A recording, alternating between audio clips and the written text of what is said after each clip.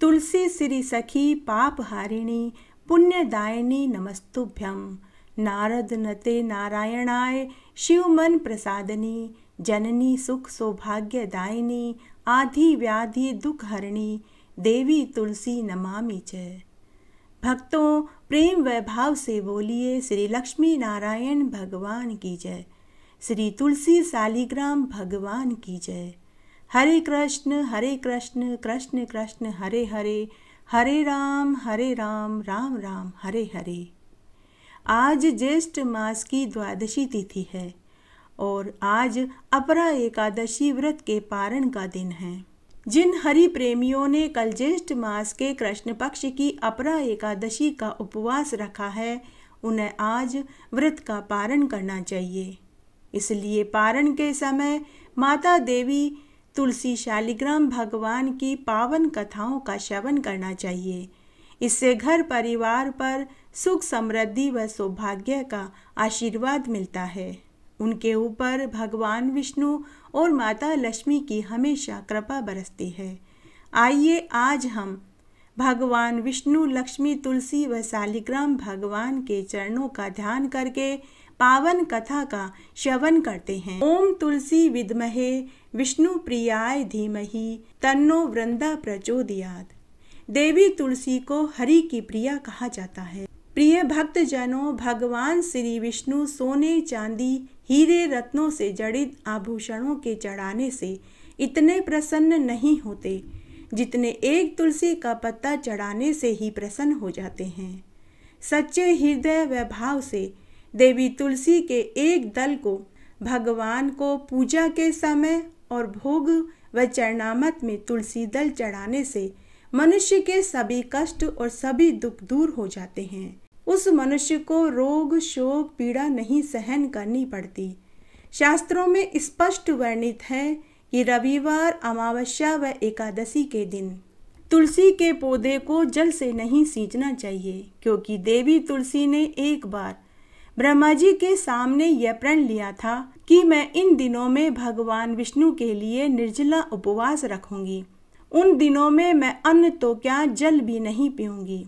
साथ भगवान ने यह भी कहा था कि जो व्यक्ति तेल लगाकर तुलसी के पौधे को सींचेगा वह भगवान के सिर को काट देने जितना पाप उसे लग जाएगा। लेकिन एकादशी के दूसरे दिन द्वादशी को देवी तुलसी को जल से सींचने, विधि विधान से पूजा, दीपक, अगरबत्ती करने से देवी तुलसी तुरंत प्रसन्न हो जाती है। ऐसे व्यक्ति को वे भगवान का वैकुंठ प्रदान कर देती है।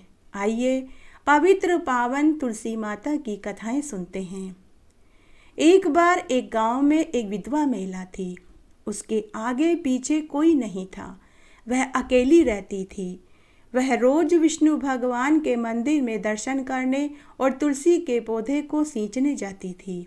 गांव की अन्य औरतें भी तुलसी जी की पूजा करते समय तुलसी माता से सोना, चांदी, धन, पुत्र, पौत्र, संपत्ति व सौभाग्य मांगती। लेकिन वह वृद्ध महिला तुलसी जी सींचते समय मांगती कि हे तुलसी माता, सत की दाता, मैं बिरला सींचूं तेरा, तू कर निस्तारा मेरा।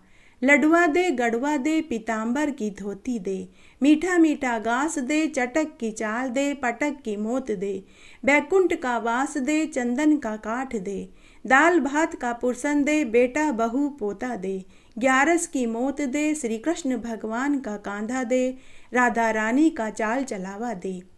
हे प्रिय भक्तों, बुढ़िया की बातों को सुनकर तुलसा माता दिन पर दिन सूखने लगी।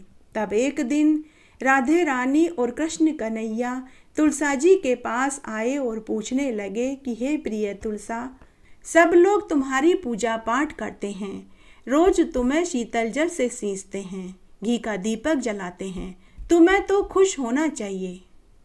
चहूं और तुम्हारी जय जयकार होती है, घर घर के आंगन में तुम विराजती हो। लेकिन पिछले कुछ दिनों से मैं देख रहा हूँ तुम तो दिन पर दिन सूखती जा रही हो। तुम्हारे दुख का क्या कारण है, मुझे बताओ। तो तुलसा माता बोली कि हे प्रभु, गांव में से एक विधवा महिला रोज मेरी पूजा करने और सींचने आती है। मैं उसके मांगे हुए सभी वरदान तो उसे दे दूंगी, लेकिन वह कहती है कि ग्यारस की मौत दे, राधा जी का चाल चलावा दे, श्री कृष्ण भगवान का कांधा दे, तो यह सब मैं कैसे दे पाऊंगी। तो भगवान मुस्कुराते हुए बोले कि हे तुलसा, तुम चिंता मत करो और फिर से हरी भरी होकर लहलहाने लगो।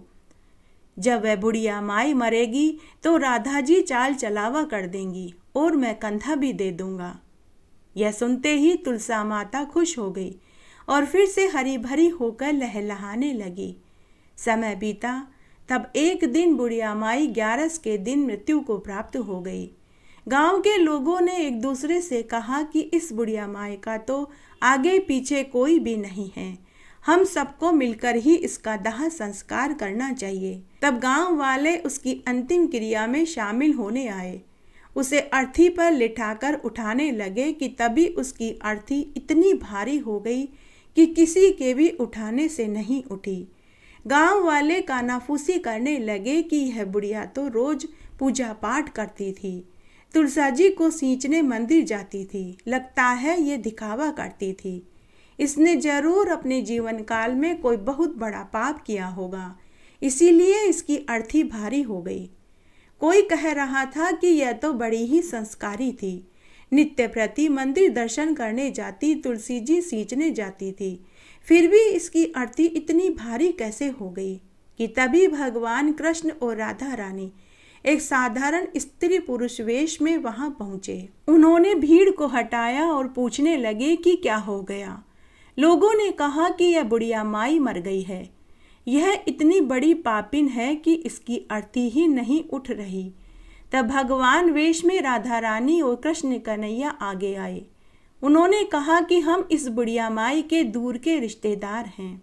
उसके बाद राधा रानी ने बुढ़िया माई का चाल चलावा किया, अर्थी को फूलों से सजाया, पाट पीताम्बर की धोती पहनाई, मुंह में तुलसी मिश्रित जल डाला, हाथों और पांवों पर मेहंदी लगाई, 16 श्रृंगार करके सजा दिया।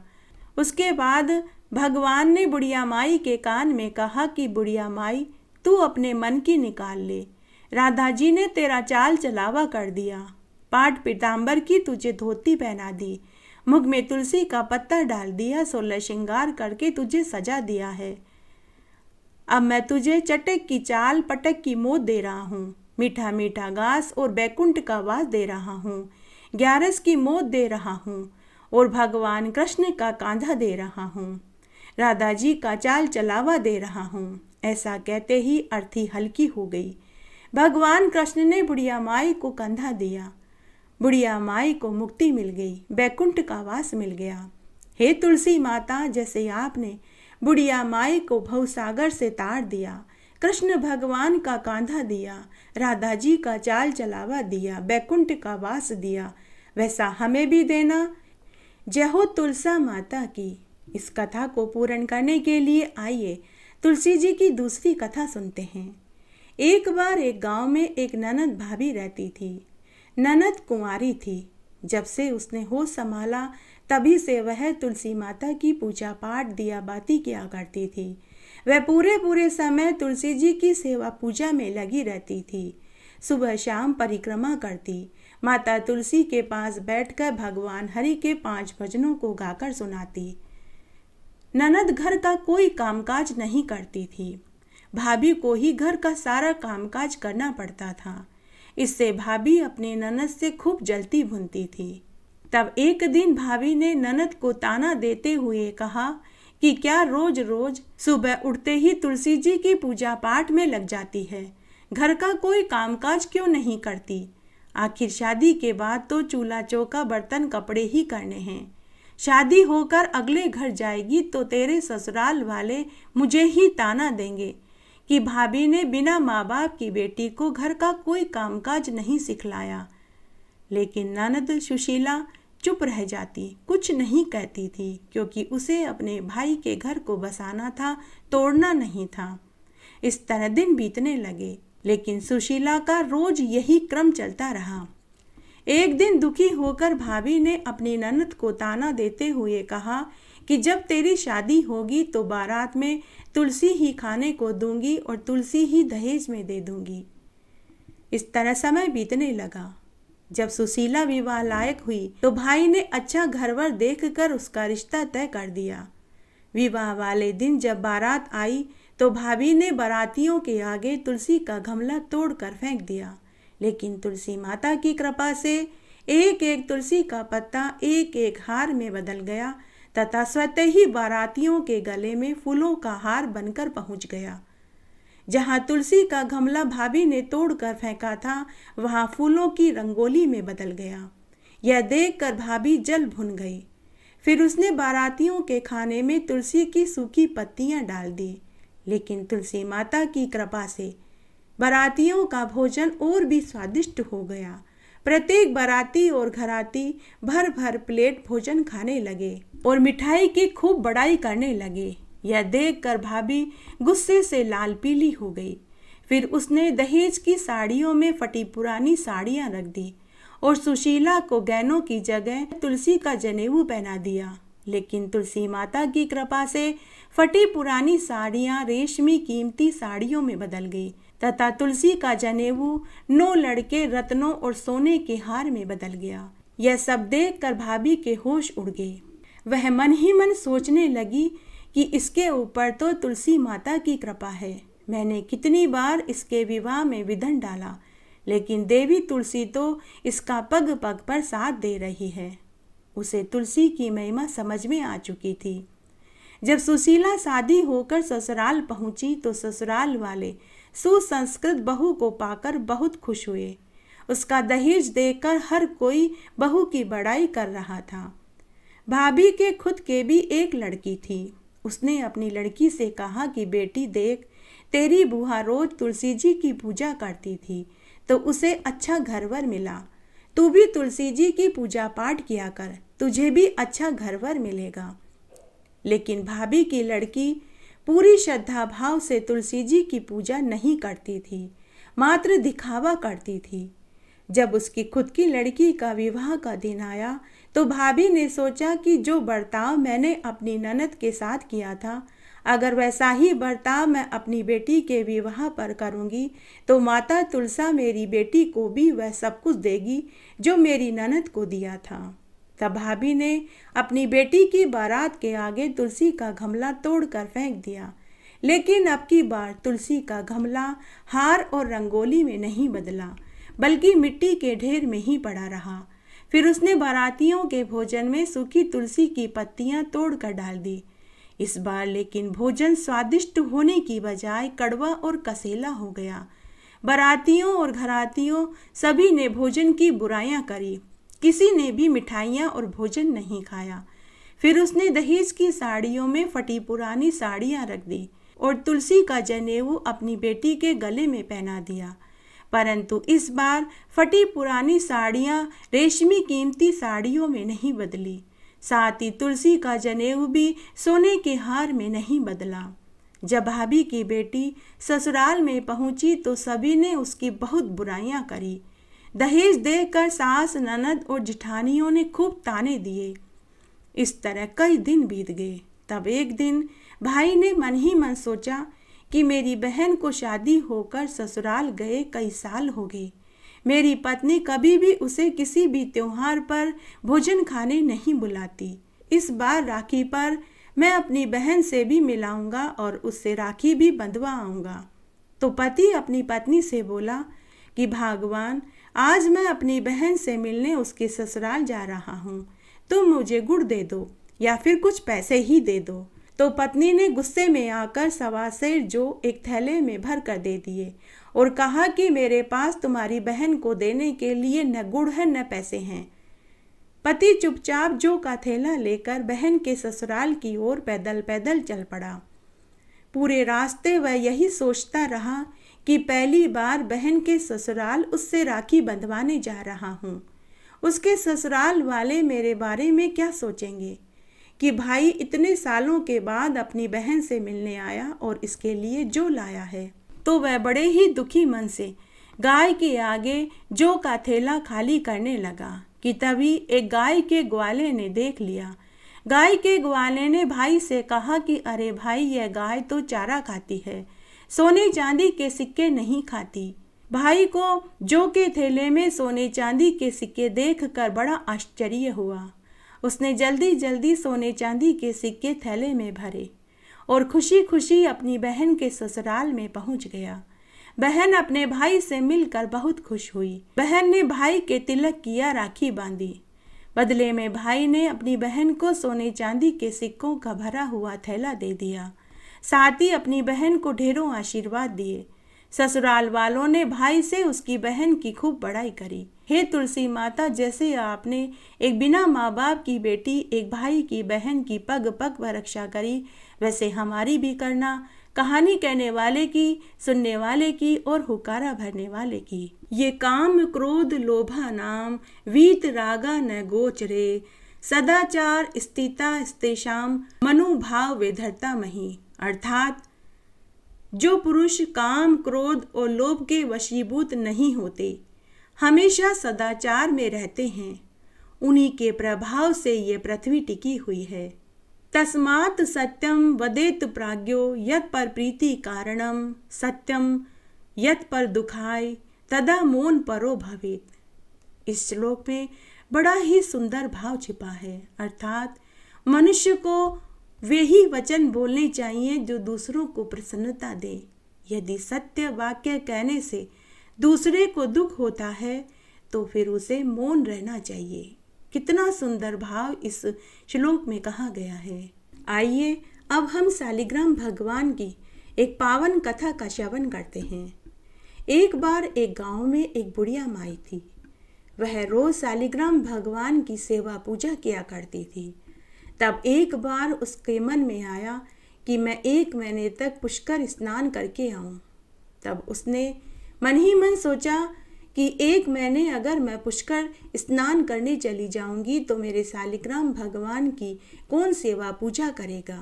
तब वह अपने घर के चबूतरे पर उदास बैठी हुई थी कि तभी उसकी पड़ोसन आई और पूछने लगी कि बहन, आज तो इतनी दुखी क्यों बैठी है। तो बुढ़िया माई ने अपनी पड़ोसन से कहा कि बहन, मेरा पुष्कर स्नान करने का बहुत मन कर रहा है, लेकिन कैसे जाऊं। पीछे से मेरे शालिग्राम भगवान की कौन सेवा पूजा करेगा। तो पड़ोसन बुढ़िया माई से बोली कि अरे बहन, अगर तेरा मन पुष्कर स्नान करने का हो रहा है तो तू जरूर जा। तेरे शालिग्राम भगवान की सेवा पूजा मैं कर लूंगी, किंतु मुझे सेवा पूजा करनी नहीं आती। तू मुझे बता देना कि कैसे सेवा पूजा करते हैं, मैं वैसे ही कर दूंगी। तब बुढ़िया माई ने पड़ोसन से कहा कि तू सुबह जल्दी उठकर स्नान करके मेरे शालिग्राम भगवान को उठाना, गंगाजल लाकर कच्चे दूध से स्नान कराना, बगीचे में से फूल और तुलसी तोड़कर शालिग्राम भगवान के अर्पित कर देना, चंदन का तिलक लगाना, पुष्पों की माला पहनाना, तुलसी दल अर्पित करना, अगरबत्ती करना और घी का दीपक जला देना। दोपहर में शालिग्राम भगवान को अगरबत्ती करके भोजन खिलाना, शाम को पुनः घी का दीपक जला करके भोजन खिलाना और फिर उन्हें सुला देना। शालिग्राम भगवान की मूर्ति बुढ़िया माई ने पड़ोसन को संभला दी और पूजा की पूरी विधि बताकर बुढ़िया माई 1 महीने के लिए पुष्कर स्नान करने चली गई। बुढ़िया के बताए अनुसार पड़ोसन शालिग्राम भगवान की पूजा पाठ में लग गई, किंतु पड़ोसन हैरान परेशान हो गई। शालिग्राम भगवान ने न तो दूध पिया और न ही भोजन खाया।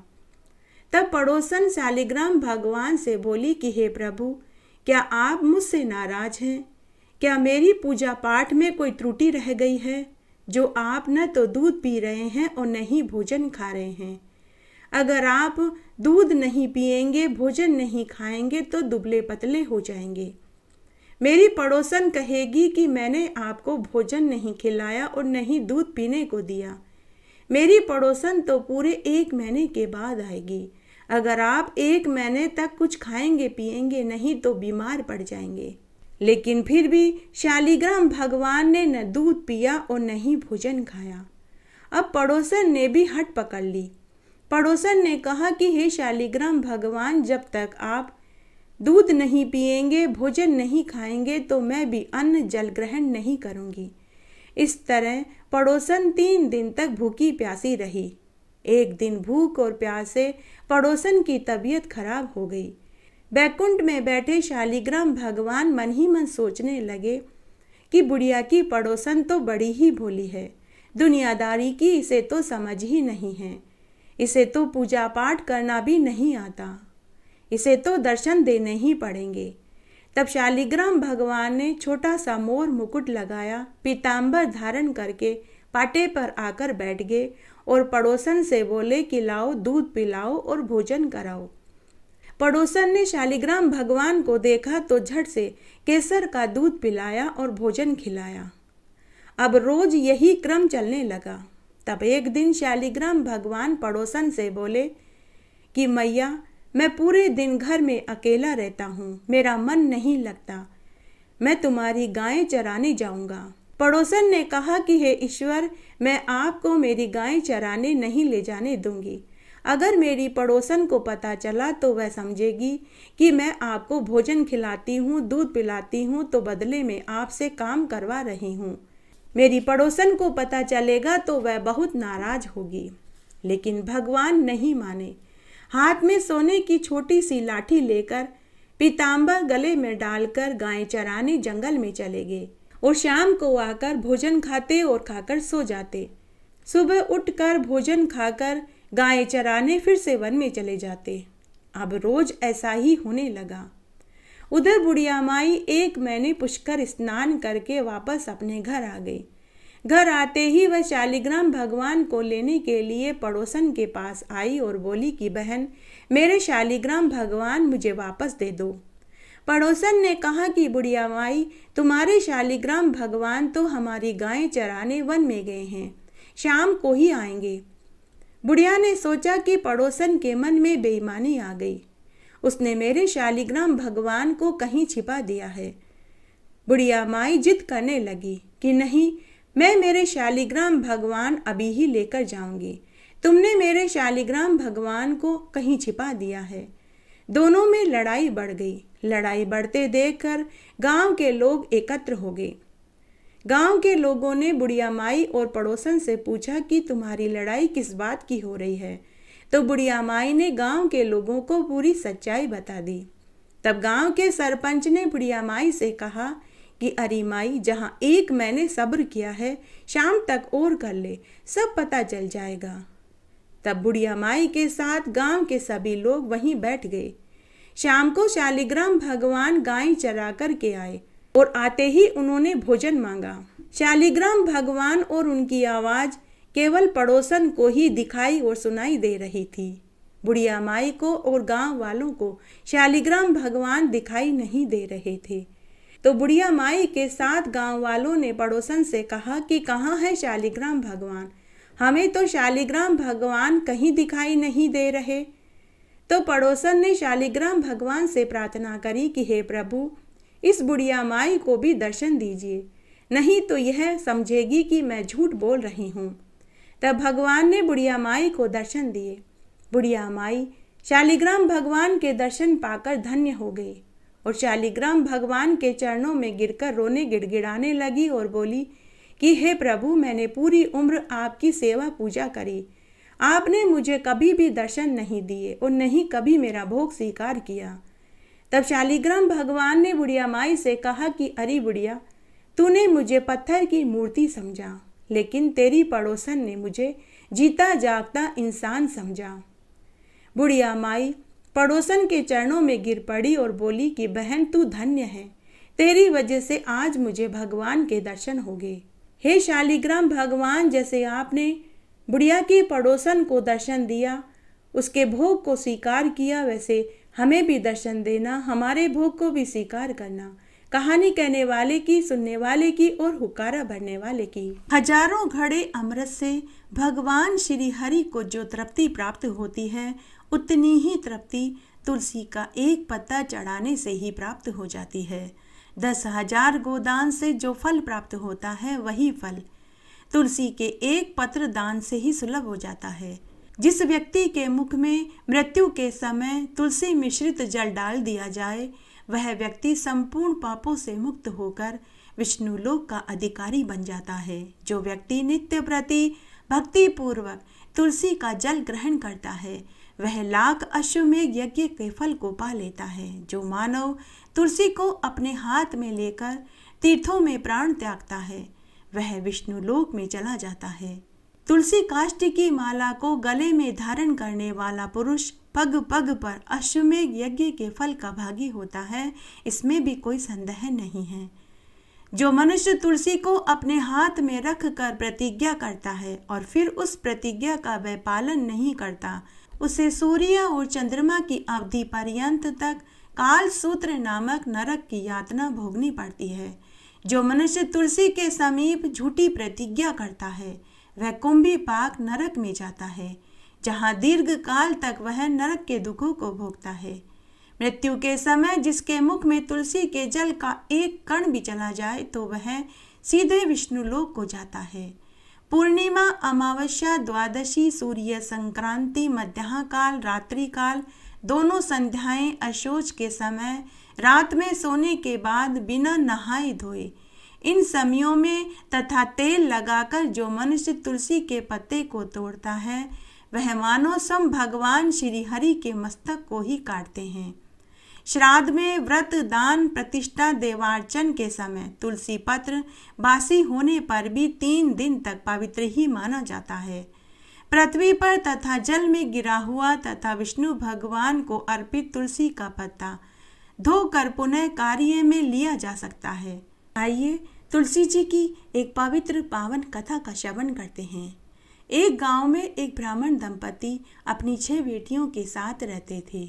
वे रोज माता तुलसी की पूजा किया करते थे। वे बड़े ही गरीबी में जीवन यापन कर रहे थे।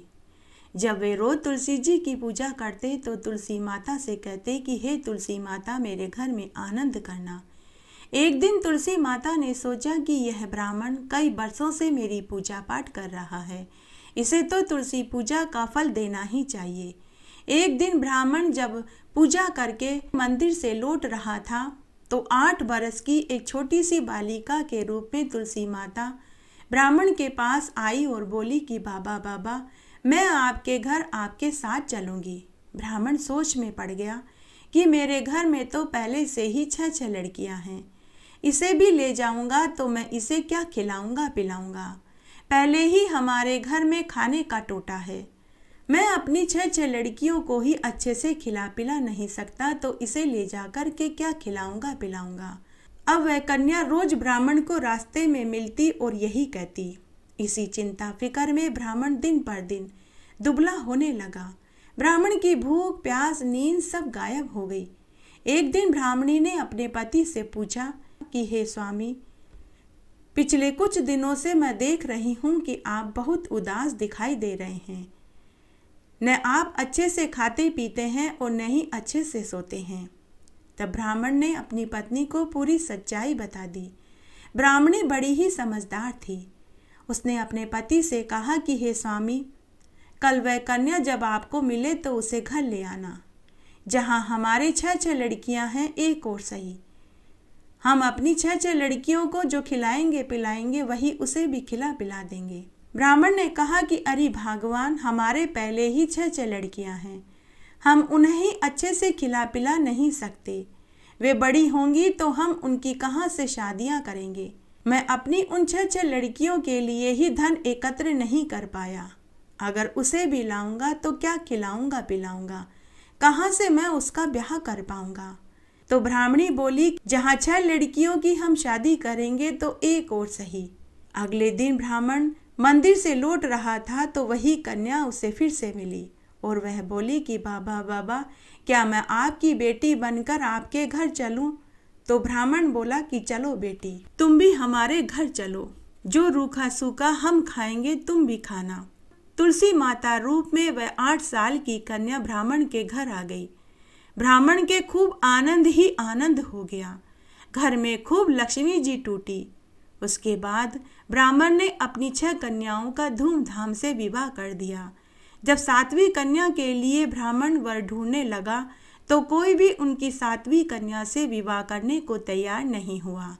तब एक दिन ब्राह्मण ने अपनी पत्नी से कहा कि भगवान, हमारी 7वीं कन्या से कोई भी विवाह करने को राजी नहीं हो रहा। यह बात कन्या रूप में तुलसी माता ने सुन ली। तब तुलसी माता रूप में वह कन्या ब्राह्मण से बोली कि बाबा, जब आप कल मंदिर जाएं तो शालिग्राम भगवान से बोलना कि वे मेरे लिए बारात लेकर आएं। यह सुनते ही ब्राह्मण दंपति तुलसी माता के चरणों में गिर पड़े।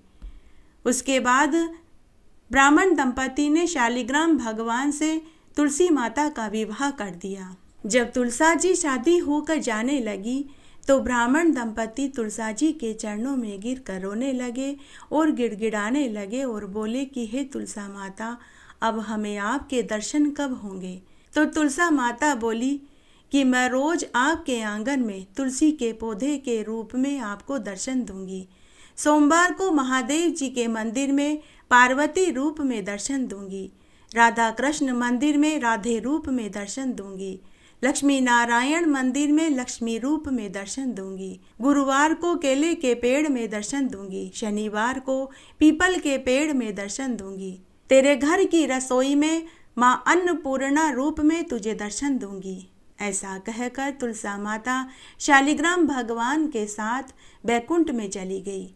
हे तुलसा माता, जैसे आप ब्राह्मण दंपति के ऊपर टूटी, उन्हें दर्शन दिए, उनका घर अन्न के भंडार से भर दिया, वैसे हमारे भी भरना, कहानी कहने वाले के, सुनने वाले के और हुकारा भरने वाले के। जय हो तुलसी मैया की। तुलसी महारानी नमो नमो, हरि की पटरानी नमो नमो। बन तुलसी पूरन तप कियो मैया, शालग्राम महापटरानी। जाके मंज मंजरी कोमल मैया, श्रीपति चरण कमल लपटानी। धूप दीप नैवेद्य आरती मैया, पुष्पन की वर्षा बरसानी। 56 भोग 36 व्यंजन मैया, बिन तुलसी हरि एक न मानी। सामरो सखी माई तेरा यश गावे मैया, भक्तों वर दीजे महारानी। तुलसी महारानी नमो नमो, हरि की पटरानी नमो नमो। इस तरह आज हमने अपरा एकादशी के पारण के व्रत में सुनी जाने वाली तुलसी माता, शालिग्राम भगवान और विष्णु भगवान की पवित्र पौराणिक पुण्य कथाएं सुनी। आशा करती हूँ आपको ये सभी कथाएं एकादशी व्रत का संपूर्ण फल प्रदान करेगी। मेरे साथ बने रहने के लिए आपका धन्यवाद। आगे आने वाली कथा कहानी के लिए भी आप इसी तरह मेरे साथ बने रहें। धन्यवाद।